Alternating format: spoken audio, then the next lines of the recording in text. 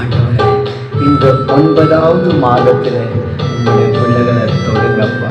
உங்களுடைய வாழ்க்கையில் இருக்கிற அந்த பாடுகள், அந்த வேதனைகளை எல்லாத்தையும் மாற்றி சந்தோஷத்தை உங்களுடைய குடும்பத்தில் கொடுங்கப்பா. ஸ்தோத்திரம். உமக்கு நன்றி. நீங்க போதும் ஏசப்பா, உங்க சமூகம் எனக்கப்பா. நீங்க போதும் ஏசப்பா, உங்க சமூகம் எனக்கப்பா. எத்தனை இன்பமே உந்தன் சமூகமே, எத்தனை இன்பமே உந்தன் சமூகமே. உள்ளமும் உடலுமே உமக்காய் ஏங்குதே, என் உள்ளமும் உடலுமே உமக்காய் ஏங்குதே. நீங்க போதும் ஏசப்பா, உங்க சமூகம் எனக்கப்பா. நீங்க போதும் ஏசப்பா, உங்க சமூகம் எனக்கப்பா. இந்த மாதம் சொல்லுங்க, நீங்க போதுமானவர். இவ்வளோ நாட்கள் நீங்க சொல்லாத இருப்பீங்க, சொல்லாமல் இருந்திருப்பீங்க. இந்த மாதம் சொல்லுங்க, எனக்கு நீங்க போதாண்டவர். ஆபிரகாமின் தேவனே, எனக்கு நீங்க போதும். புது பலன் தருகிறீ, புது எண்ணெய் பொழிகிறீ, புது பலன் தருகிறீ, புது எண்ணெய் பொழிகிறீ. கனிதரும் மனமாக செழித்தோங்க செய்கிறீ. நான் கனிதரும் மனமாக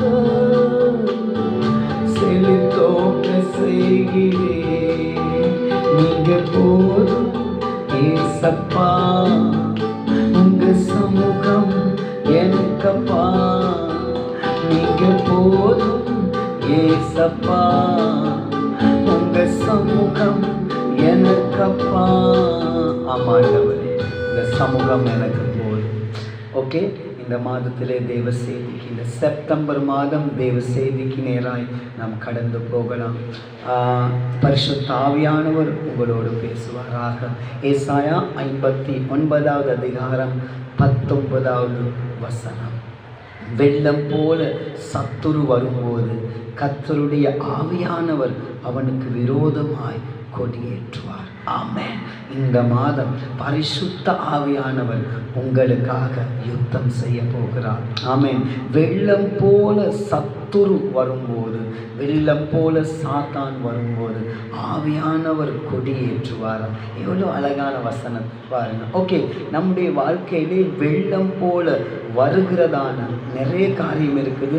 5 காரியத்தை நாம் பார்க்கலாம். முதலாவதாக நம்முடைய வாழ்க்கையிலே வெள்ளம் போல வருகிற முதல் காரியம் மன அழுத்தம். அடிக்கடி வருகிற காரியம் மன அழுத்தம். இரண்டாவதாக பாடுகள். வெள்ளம் போல நம்முடைய வாழ்க்கையிலே அடுக்க பாடுகள். மூன்றாவதாக குழப்பங்கள். அதிகமான நம்முடைய வாழ்க்கையிலே வருகிறது குழப்பங்கள். சபையிலையும் குழப்பம், வீட்டிலையும் குழப்பம், வேலை ஸ்தானத்திலையும் குழப்பம், வாழ்க்கையிலையும் குழப்பம். நான்காவதாக இழப்புகள்.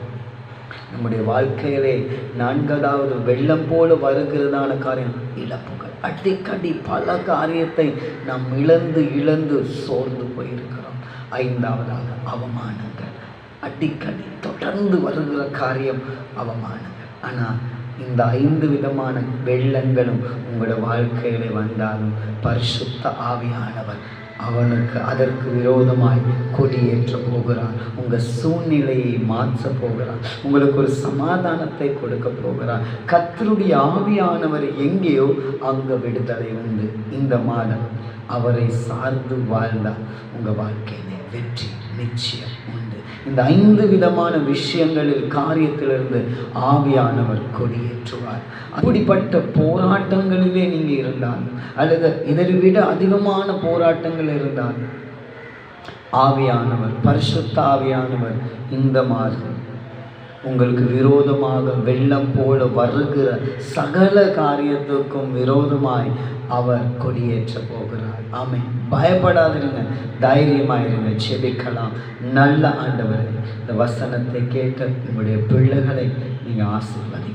வெள்ளம் போல வருகிற அத்தனை குழப்பங்களையும் மாற்றி சமாதானத்தை கட்டளையிடும்படியாக ஆவியானவர் உங்களுடைய பிள்ளைகளுக்காக யுத்தம் செய்யும்படியாக இயேசு கிறிஸ்துவின் மூலம் செபிக்கிறோம் வல்ல பிதாவே. ஆமென், ஆமென், ஆமென். God bless you.